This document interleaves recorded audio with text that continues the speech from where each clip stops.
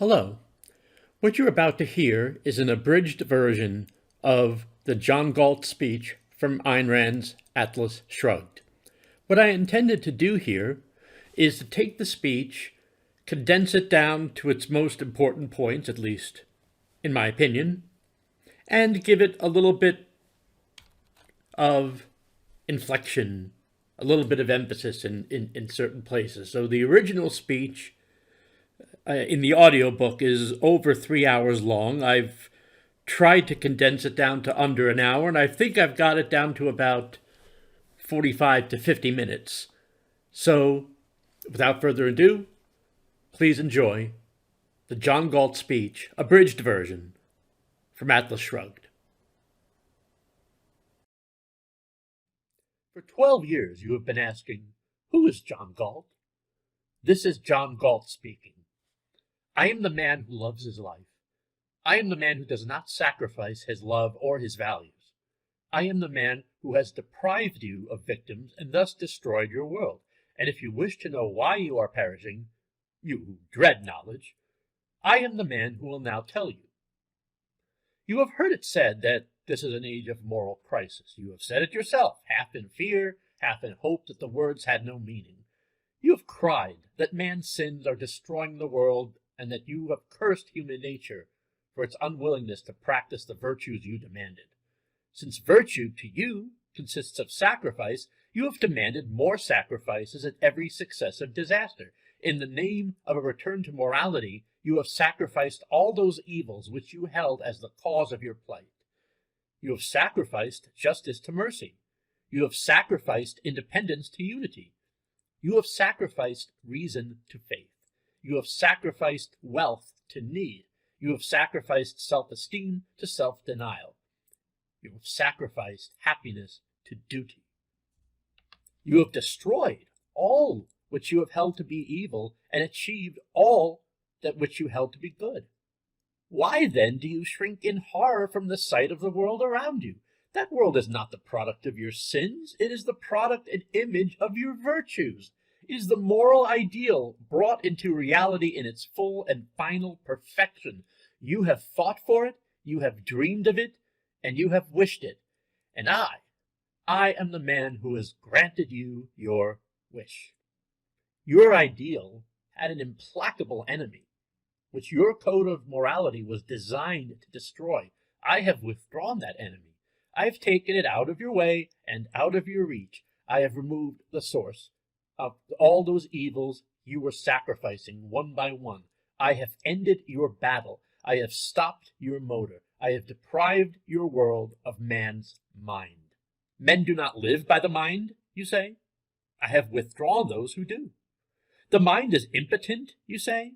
I have withdrawn those whose mind isn't. There are values higher than the mind, you say? I have withdrawn those for whom there aren't. While you are dragging to your sacrificial altars the men of justice, of independence, of reason, of wealth, of self-esteem, I beat you to it. I reached them first. I told them the nature of the game you were playing and the nature of the moral code of yours, which they had been too innocently generous to grasp. I showed them the way to live by another morality, mine, and it is mine that they chose to follow. All the men who have vanished, the men you hated yet dreaded to lose, it is I who have taken them away from you. Do not attempt to find us. We do not choose to be found. Do not cry that it is our duty to serve you. We do not recognize such duty. Do not cry that you need us. We do not consider need a claim. Do not cry that you own us. You don't. Do not beg us to return. We are on strike. We, the men of the mind. We are on strike against self-immolation. We are on strike against the creed of unearned rewards and unrewarded duties. We are on strike against the dogma that the pursuit of one's happiness is evil. We are on strike against the doctrine that life is guilt. There is a difference between our strike and all those you've practiced for centuries. Our strike consists not of making demands, but of granting them. We are evil. According to your morality, we have chosen not to harm you any longer. We are useless. According to your economics, we have chosen not to exploit you any longer. We are dangerous, and to be shackled according to your politics, we have chosen not to endanger you, nor wear the shackles any longer. We are only an illusion according to your philosophy. We have chosen not to blind you any longer, and have left you free to face reality, the reality you wanted, the world as you see it now, a world without mind. We have granted you everything you demanded of us, we who had always been the givers, but have only now understood it. We have no demands to present to you, no terms to bargain about, no compromise to reach. You have nothing to offer us. We do not need you. Are you now crying, "No, this is not what you wanted. A mindless world of ruins was not your goal. You did not want us to leave you, you moral cannibals. I know that you've always known what it was you wanted, but your game is up because now we know it too. You damned man, you damned existence, you damned this earth, but never dared to question your code. Your victims took the blame and struggled on, with your curses as reward for their martyrdom, while you went on crying that your code was noble, but human nature was not good enough to practice it, and no one rose to ask the question, good? By what standard? We, the men of the mind, are now on strike against you in the name of a single axiom, which is the root of our moral code, just as the root of yours is the wish to escape it, the axiom that existence exists. Are you beginning to see who is John Galt? I am the man who has earned the thing that you did not fight for, the thing that you have renounced, betrayed, corrupted, yet were unable to fully destroy and are now hiding as your guilty secret, spending your life in apologies to every professional cannibal, lest it be discovered that somewhere within you, you still long to say what I am now saying to the hearing of the whole of mankind. I am proud of my own value and of the fact that I wish to live.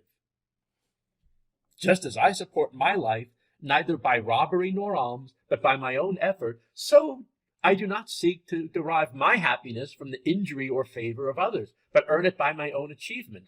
Just as I do not consider the pleasure of others as the goal of my life, so I do not consider my pleasure as the goal of the lives of others. Just as there are no contradictions in my values and no conflicts among my desires, so there are no victims and no conflicts of interest among rational men, men who do not desire the unearned and do not view one another with a cannibal's lust, men who make neither sacrifice nor accept them.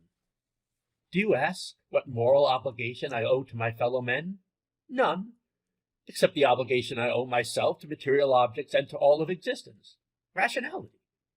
I deal with men as my nature and their demands, by means of reason. I seek or desire nothing from them except such relations as they care to enter of their own voluntary choice. It is only with their mind that I can deal, and only for my own self-interest, when they see that my interest coincides with theirs. When they don't, I enter no relationship. I let dissenters go their way, and I do not swerve from mine. I win by means of nothing but logic, and I surrender to nothing but logic. I do not surrender my reason, or deal with men who surrender theirs. I have nothing to gain from fools or cowards. I have no benefits to seek from human vices, from stupidity, dishonesty, or fear. The only value men can offer me is the work of their mind. When I disagree with a rational man, I let reality be our final arbiter. If I am right, he will learn. If I am wrong, then I will. One of us will win, but both will profit.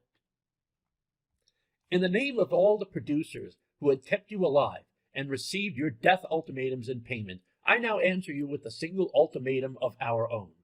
Our work or your guns. You can choose either. You can't have both. We do not initiate the use of force against others or submit to force at their hands. If you desire ever again to live in an industrial society, it will be on our moral terms. Whoever is now within the reach of my voice, whoever is man the victim, not man the killer, I am speaking at the deathbed of your mind, at the brink of that darkness in which you're drowning. And if there still remains within you the power to struggle, to hold on to those fading sparks which had been yourself, use it now. The word that has destroyed you is sacrifice. Use the last of your strength to understand its meaning. You're still alive. You have a chance. It is your mind that they want you to surrender. All those who preach the creed of sacrifice, whatever their tags or their motives, whether they demand it for the sake of your soul or of your body, whether they promise you another life in heaven or a full stomach on this earth. Those who start by saying it is selfish to pursue your own wishes, you must sacrifice them to the wishes of others, end up by saying it is selfish to uphold your convictions. You must sacrifice them to the convictions of others. I, who do not accept the unearned, neither in values nor in guilt, am here to ask the questions you evaded. Why is it moral to serve the happiness of others but not your own? If enjoyment is a value, why is it moral when experienced by others but immoral when experienced by you? Why is it immoral for you to desire but moral for others to do so? Why is it immoral to produce a value and keep it but moral to give it away?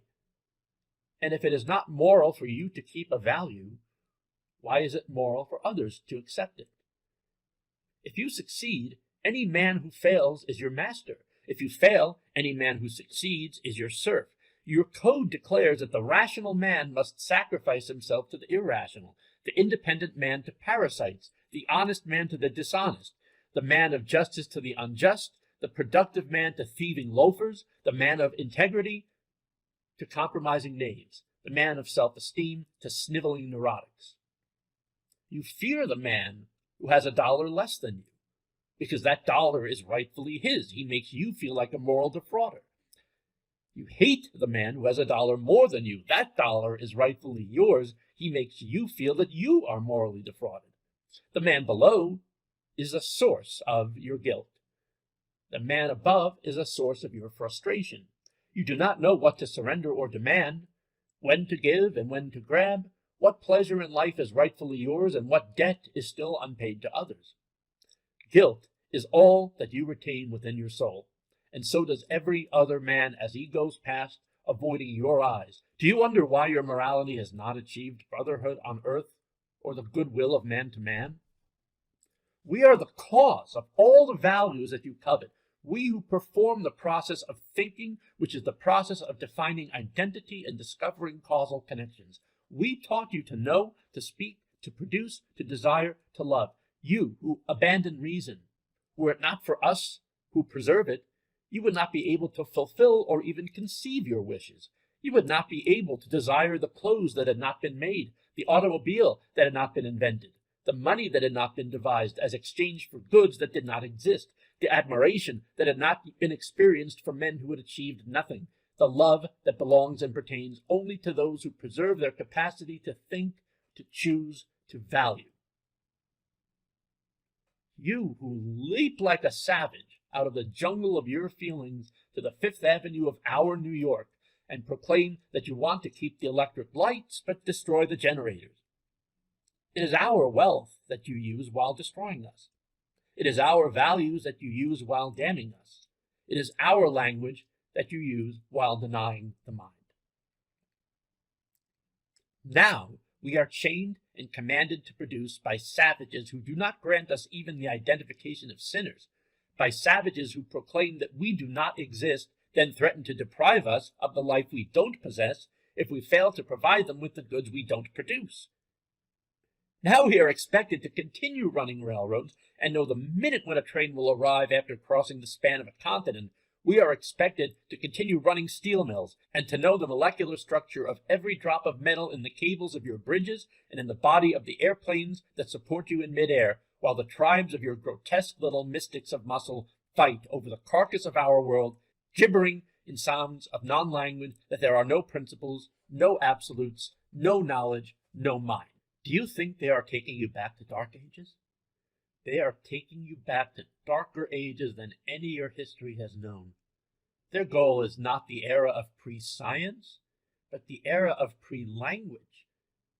Their purpose is to deprive you of the concept on which man's mind, his life, and his culture depend, the concept of an objective reality.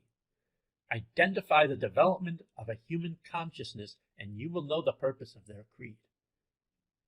If you wonder by what means they propose to do it, walk into any college classroom, and you will hear your professors teaching your children that man can be certain of nothing, that his consciousness has no validity whatever, that he can learn no facts and no laws of existence, and that he's incapable of knowing an objective reality. What, then, is the standard of knowledge and truth? Whatever others believe is their answer.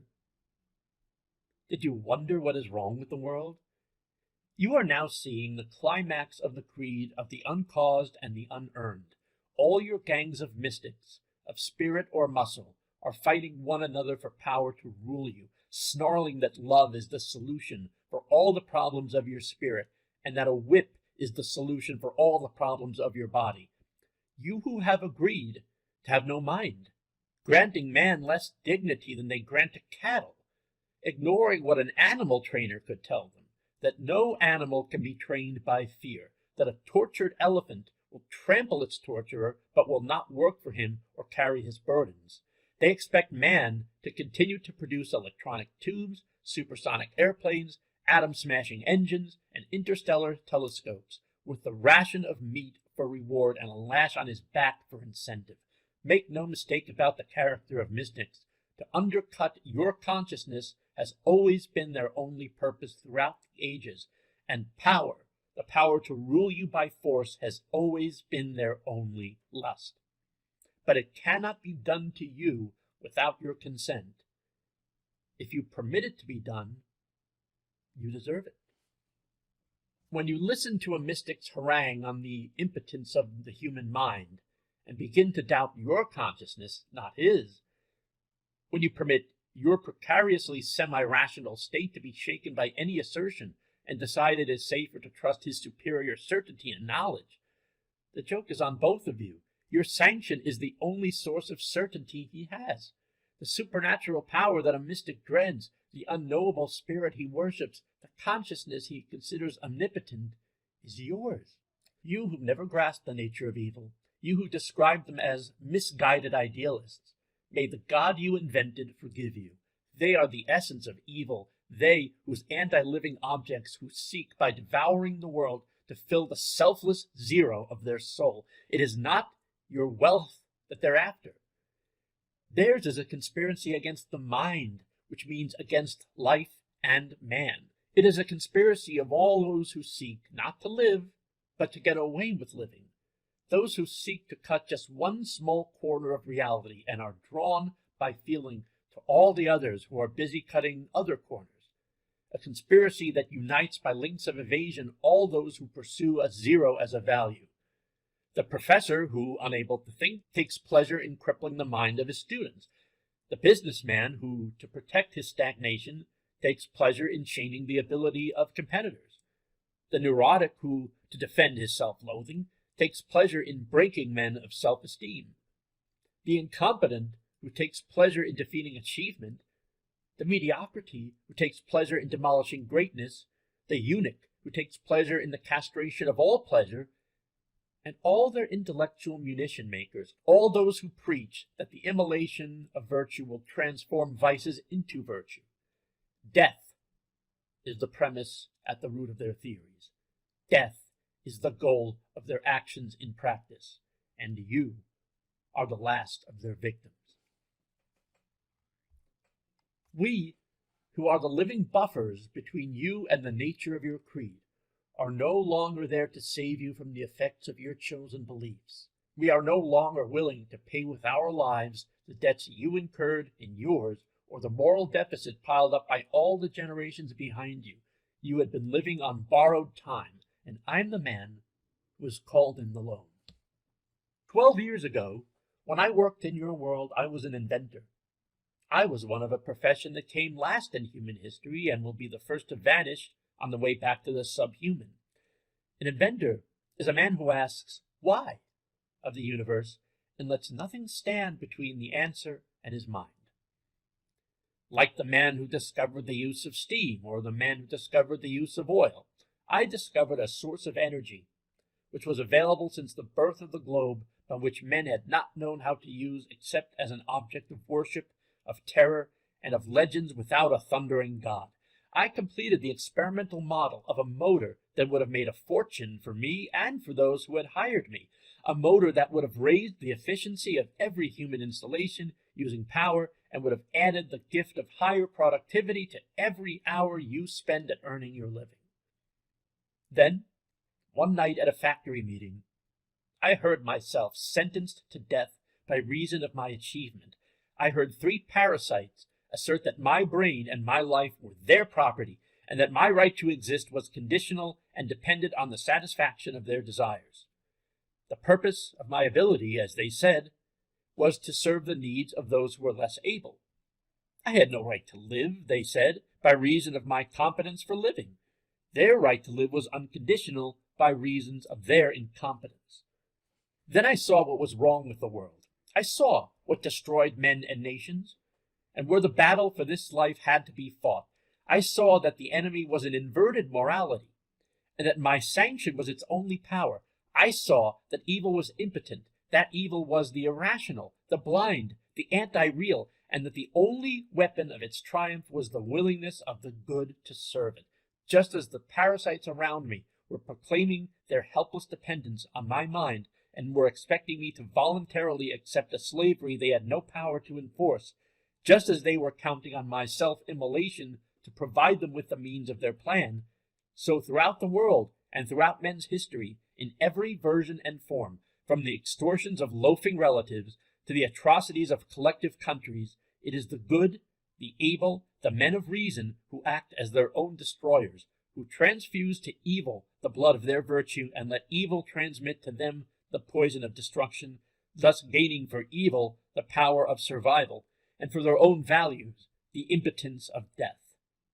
I saw that there comes a point in the defeat of any man of virtue when his own consent is needed for evil to win, and that no manner of injury done to him by others can succeed if he chooses to withhold his consent.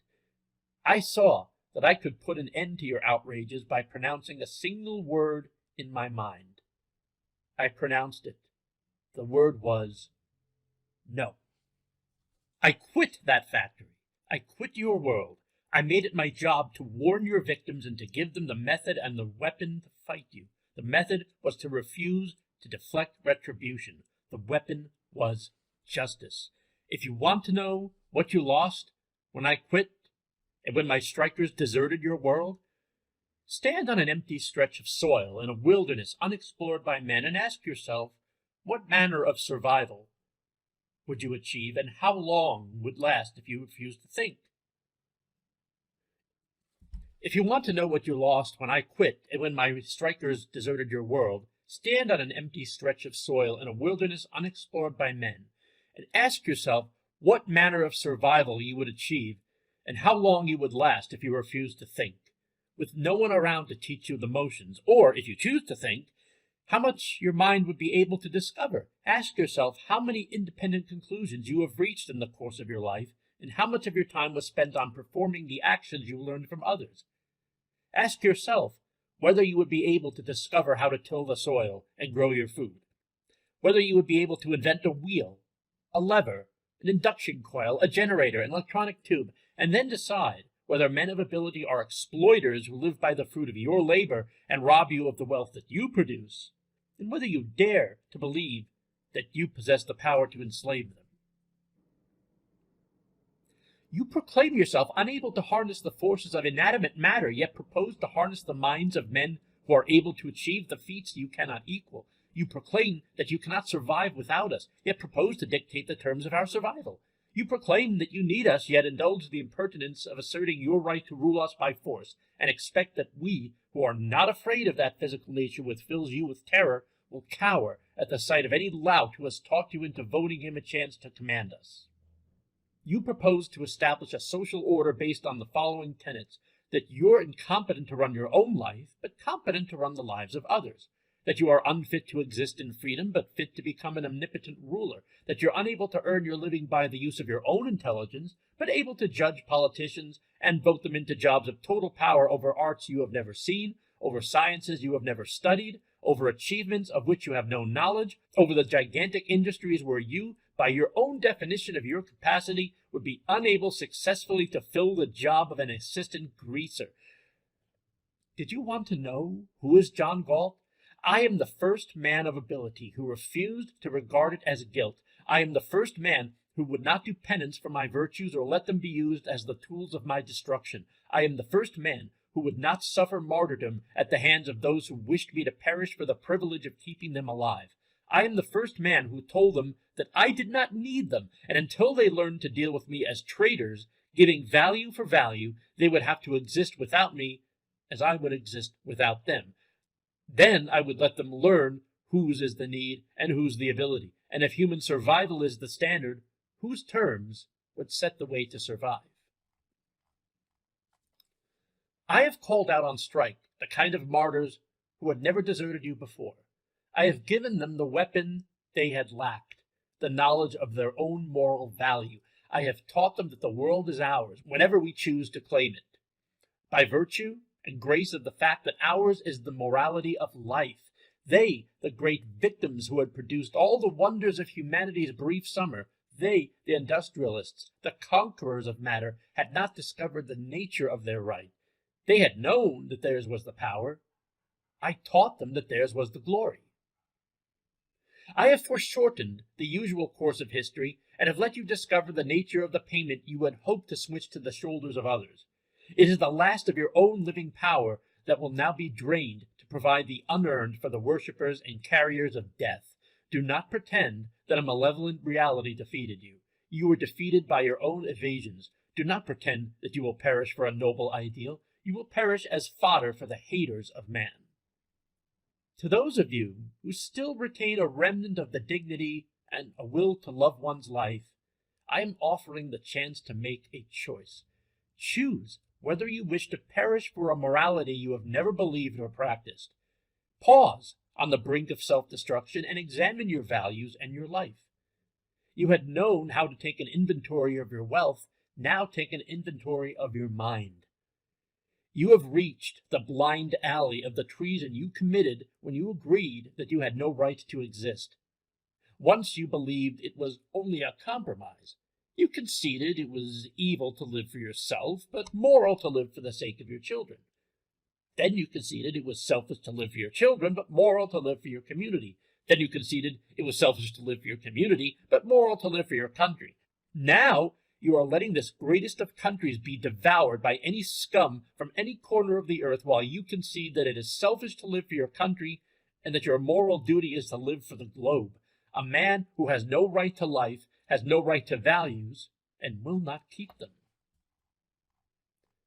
Whoever you are, you who are alone with my words in this moment, with nothing but your honesty to help you understand, the choice is still open to be a human being, but the price is to start from scratch, to stand naked in the face of reality and, reversing a costly historical error, to declare, I am, therefore I'll think. Accept the irrevocable fact that your life depends upon your mind. Admit that the whole of your struggle, your doubts, your fakes, your evasions, was a desperate quest for escape from the responsibility of a volitional consciousness, a quest for automatic knowledge, for instinctive action, for an intuitive certainty. And while you called it a longing for the state of an angel, what you were seeking was the state of an animal. Accept as your moral ideal the task of becoming a man. We, whom you are now calling, but who will not answer any longer, have lived among you, but you failed to know us. You refused to think and see what we were. You failed to recognize the motor I invented, and it became, in your world, a pile of dead scrap. You failed to recognize the hero in your soul, and you failed to know me when I passed you in the street. When you cried in despair for the unattainable spirit which you felt had deserted your world, you gave it my name, but what you were calling was your own betrayed self-esteem. You will not recover one without the other. This greatest of countries was built on the inviolate supremacy of man's right to exist, but you dreaded to admit it and live up to it. You stared at an achievement unequaled in history and looted its effects and blanked out its cause in the presence of that moment to human morality, which is a factory, a highway, or a bridge. You kept damning this country as immoral and its progress as material greed. You kept offering apologies for this country's greatness to the idol of primordial starvation, to decaying Europe's idol of a leprous mystic bum. This country, this product of reason, could not survive on the morality of sacrifice. It was not built by men who sought self-immolation or by men who sought handouts. It could not stand on the mystic spirit that divorced man's soul from his body. It could not live by the mystic doctrine that damned this earth as evil and those who succeed on earth as depraved. From its start, this country was a threat to the ancient rule of mystics. In the brilliant rocket explosion of its youth, this country displayed to an incredulous world what greatness was possible to man, what happiness was possible on earth. It was one or the other, America or mystics. The mystics knew it. You didn't. You let them infect you with the worship of need, and this country became a giant in body with a mooching midget in place of its soul, while its living soul was driven underground into labor and feed you in silence, unnamed, unhonored, negated, its soul and hero, the industrialist. Neither he nor the rest of us will return until the road is clear to rebuild this country, until the wreckage of the morality of sacrifice has been wiped out of our way. A country's political system is based on its code of morality. We will rebuild America's system on the moral premise which had been its foundation, but which you treated as a guilty underground. In your frantic evasion of the conflict between that premise and your mystic morality, the premise that man is an end in himself, not the means to the end of others, that man's life, his freedom, his happiness are his by inalienable right. The source of property rights is the law of causality. All property and all forms of wealth are produced by man's mind and labor. As you cannot have effects without causes, so you cannot have wealth without its source, without intelligence. You cannot force intelligence to work. Those who are able to think will not work under compulsion. Those who will won't produce much more than the price of the whip needed to keep them enslaved. You cannot obtain the products of a mind except on the owner's terms, by trade and by volitional consent. Any other policy of men toward man's poverty is the policy of criminals, no matter what their numbers. Criminals are savages who play in short range and starve when their prey runs out, just as you're starving today. You who believed that crime could be practical if your government decreed that robbery was legal and resistance to robbery illegal. The only proper purpose of a government is to protect man's rights, which means to protect him from physical violence. A proper government is only a policeman acting as an agent of man's self-defense, and as such may resort to force only against those who start the use of force. The only proper functions of a government are the police, to protect you from criminals, the army to protect you from foreign invaders, and the courts to protect your property and contracts from the breach or fraud by others, to settle disputes by rational rules according to objective law.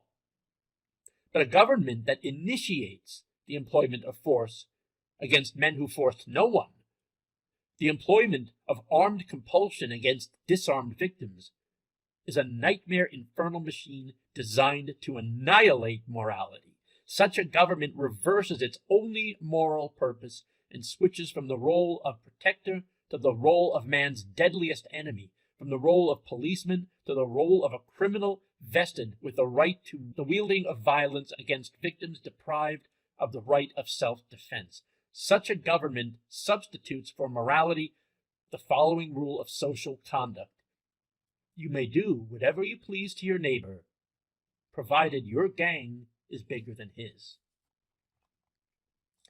A farmer will not invest the effort of one summer if he is unable to calculate his chances of a harvest. But you expect industrial giants who plan in terms of decades, invest in terms of generations, and undertake 99-year contracts to continue to function and produce, not knowing what random caprice and the skull of what random official will descend upon him at what moment to demolish the whole of their effort. Drifters and physical laborers live and plan by the range of a day. The better the mind, the longer the range. A man whose vision extends to a shanty might continue to build on your quicksands to grab a fast profit and run. A man who envisions skyscrapers will not. Nor will he give 10 years of unswerving devotion to the task of inventing a new product when he knows the gangs of entrenched mediocrity are juggling the laws against him to tie him, restrict him, and force him to fail. But should he fight them and struggle and succeed, they will seize his rewards and his invention. When you work in a modern factory, you are paid not only for your labor, but for all the productive genius which has made that factory possible, for the work of the industrialist who built it, for the work of the investor who saved the money to risk on the untried and the new, for the work of the engineer who designed the machines of which you are pushing the levers, for the work of the inventor who created the product which you spend your time on making, for the work of the scientist who discovered the laws that went into the making of that product, for the work of the philosopher who taught men how to think and whom you spend your time denouncing. The machine, the frozen form of a living intelligence, is the power that expands the potential of your life by raising the productivity of your time. If you worked as a blacksmith in the mystics' Middle Ages, the whole of your earning capacity would consist of an iron bar produced by your hands in days and days of effort. How many tons of rail do you produce per day if you work for Hank Rearden? Would you dare to claim the size of your paycheck was created solely by your physical labor, and those rails were the product of your muscles? The standard of living of that blacksmith is all that your muscles are worth. The rest is a gift from Hank Rearden. Every man is free to rise as far as he's able or willing, but it's only the degree to which he thinks that determines the degree to which he'll rise. Physical labor, as such, can extend no further than the range of the moment. The man who does no more than physical labor consumes the material value equivalent of his own contribution to the process of production and leaves no further value, neither for himself nor others.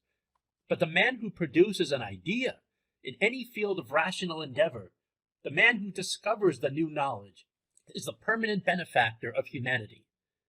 Material products can't be shared. They belong to some ultimate consumer. It is only the value of an idea that can be shared with an unlimited number of men, making all sharers richer at no one's sacrifice or loss, raising the productive capacity of whatever labor they perform.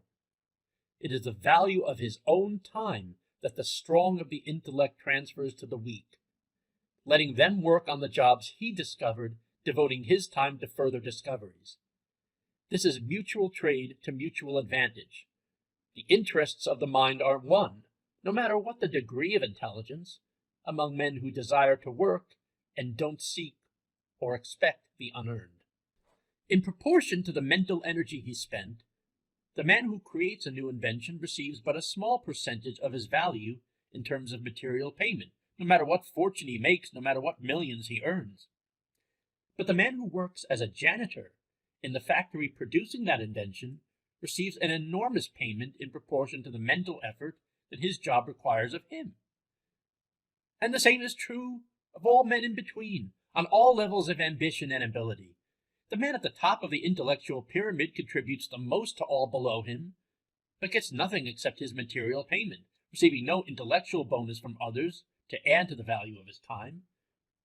The man at the bottom, who, left to himself, would starve in his hopeless ineptitude, contributes nothing to those above him, but receives the bonus of all of their brains.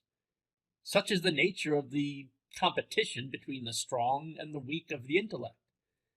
Such is the pattern of exploitation for which you have damned the strong. Such was the service we had given you and were glad and willing to give. What did we ask in return?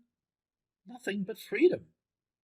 We required that you leave us free to function, free to think and work as we choose, free to take our own risks and bear our own losses, free to earn our own profits and to make our own fortunes, free to gamble on your rationality, to submit our products to your judgment for the purpose of a voluntary trade, to rely on the objective value of our work and on your mind's ability to see it, free to count on your intelligence and honesty and to deal with nothing but your mind. Such was the price we asked, which you chose to reject as too high. You decided to call it unfair that we, who had dragged you out of your hovels and provided you with modern apartments, with radios, movies, and cars, should own our palaces and yachts. You decided that you had a right to your wages, but we had no right to our profits. That you did not want us to deal with your mind, but instead to deal with your gun. Our answer to that was, may you be damned. Our answer came true. You are. You did not care to compete in terms of intelligence. You are now competing in terms of brutality. You did not care to allow rewards to be won by successful production. You are now running a race in which the rewards are won by successful plunder. You called it selfish and cruel that men should trade value for value. You have now established an unselfish society where they trade extortion for extortion. Your system is a legal civil war where men gang up on one another and struggle for possession of the law, which they use as a club over rivals, till another gang wrests it from their clutch and clubs them with it in their turn, all of them clamoring protestations of service to an unnamed public's unspecified good. You had said that you saw no difference between economic and political power, between the power of money and the power of guns, no difference between reward and punishment, no difference between purchase and plunder, no difference between pleasure and fear, no difference between life and death. You are learning the difference now. I'm speaking to those who desire to live and to recapture the honor of their soul. Now that you know the truth about your world, stop supporting your own destroyers. The evil of the world is made possible by nothing but the sanction to give it. Withdraw your sanction. Withdraw your support. Do not try to live on your enemy's terms or to win in a game where they're setting the rules. Do not seek the favor of those who have enslaved you. Do not beg for alms for those who have robbed you, be it subsidies, loans, or jobs. Do not join their team to recoup what they've taken by helping them rob your neighbors.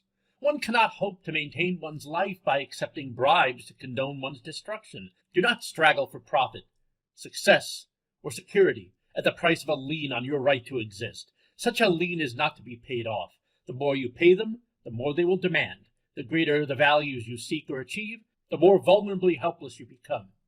Theirs is a system of white blackmail, devised to bleed you not by means of your sins, but by means of your love for existence. Do not attempt to rise on the looter's terms or climb a ladder while they're holding the ropes. Do not allow their hands to touch the only power that keeps them in power, your living ambition. Go on strike in the manner I did. Use your mind and skill in private, extend your knowledge, develop your ability, but do not share your achievements with others. Do not try to produce a fortune with a looter riding on your back. Stay on the lowest rung of their ladder. Earn no more than your barest survival. Do not make an extra penny to support the looter's state. Since you're captive, act as captive. Do not help them pretend that you're free. Be the silent, incorruptible enemy they dread. When they force you, obey, but do not volunteer. Never volunteer a step in their direction, or a wish, or a plea, or a purpose. Do not help a hold-up man to claim that he acts as your friend and benefactor. Do not help your jailers to pretend that their jail is your natural state of existence. Do not help them to fake reality. That fake is the only dam holding off their secret terror, the terror of knowing they're unfit to exist. Remove it and let them drown. Your sanction is their only lifebelt. If you find a chance to vanish into some wilderness out of their reach, do so, but not to exist as a bandit or to create a gang competing with their racket. Build a productive life of your own with those who accept your moral code and are willing to struggle for a human existence. You have no chance to win on the morality of death or by the code of faith and force. Raise a standard to which the honest will repair, the standard of life and reason. Act as a rational being and aim at becoming a rallying point for all those who are starved for a voice of integrity. Act on your rational values, whether alone, in the midst of your enemies, or with a few of your chosen friends, or as the founder of a modest community on the frontier of mankind's rebirth. When the looter's state collapses, deprived of the best of its slaves, when it falls to a level of impotent chaos and dissolves into starving robber gangs fighting to rob one another, when the advocates of the morality of sacrifice perish with their final ideal, then, and on that day, we will return. We will open the gates of our city to those who deserve to enter, a city of smokestacks, pipelines, orchards, markets, and inviolate homes. We will act as the rallying center for such hidden outposts as you'll build. With the sign of the dollar as our symbol, the sign of free trade and free minds, we will move to reclaim this country once more from the impotent savages who never discovered its nature, its meaning, its splendor. Those who choose to join us will join us. Those who don't will not have the power to stop us. Hordes of savages have never been an obstacle to men who carry the banner of the mind. Then this country will once more become a sanctuary for a vanishing species, the rational being. The political system we will build is contained in a single moral premise. No man may obtain any values from others by resorting to physical force. Every man will stand or fall, live or die by his rational judgment. If he fails to use it and falls, he will be his only victim. If he fears that his judgment is inadequate, he will not be given a gun to improve it. If he chooses to correct his errors in time, he will have the unobstructed example of his betters for guidance and learning to think. But an end will be put to the infamy of paying with one life for the errors of another. In that world, you'll be able to rise in the morning with the spirit you have known in your childhood, that spirit of eagerness, adventure, and certainty which comes from dealing with a rational universe. No child is afraid of nature. It is your fear of men that will vanish, the fear that has stunted your soul, the fear that you acquired in your early encounters with the incomprehensible, the unpredictable, the contradictory, the arbitrary, the hidden, the faked, the irrational in men. You will live in a world of responsible beings who will be as consistent and reliable as facts.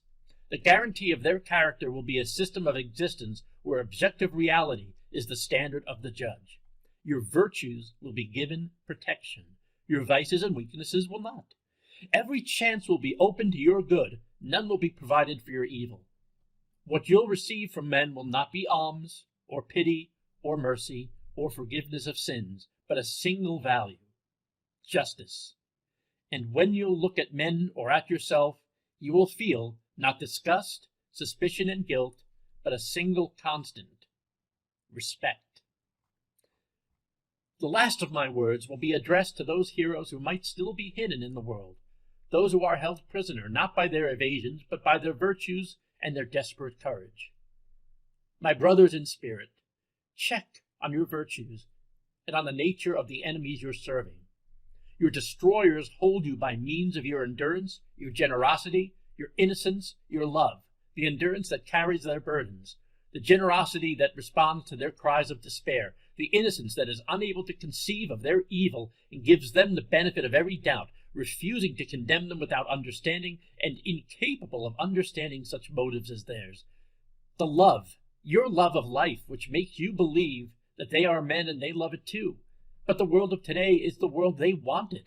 Life is the object of their hatred. Leave them to the death that they worship. In the name of your magnificent devotion to this earth, leave them. Don't exhaust the greatness of your soul on achieving the triumph of the evil of theirs. In the name of the best within you, do not sacrifice this world to those who are its worst.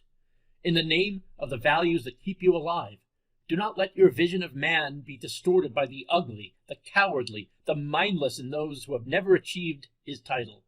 Do not lose your knowledge that man's proper estate is an upright posture, an intransigent mind, and a step that travels on limited roads. Do not let your fire go out, spark by irreplaceable spark, in the hopeless swamps of the approximate, the not quite, the not yet, the not at all. Do not let the hero in your soul perish in lonely frustration for the life you have deserved but have never been able to reach. Check your road and the nature of your battle. The world you desired can be won. It exists. It is real. It is possible. It's yours. But to win it requires your total dedication and a total break with the world of your past, with the doctrine that man is a sacrificial animal who exists for the pleasure of others. Fight for the value of your person. Fight for the virtue of your pride. Fight for the essence of that which is man, for his sovereign, rational mind. Fight with a radiant certainty and the absolute rectitude of knowing that yours is the morality of life, and that yours is the battle for any achievement, any value, any grandeur, any goodness, any joy that has ever existed on this earth. You will win when you are ready to pronounce the oath I have taken at the start of my battle. And for those who wish to know the day of my return, I shall now repeat it to the hearing of the world. I swear by my life and my love of it, that I will never live for the sake of another man, nor ask another man to live for mine.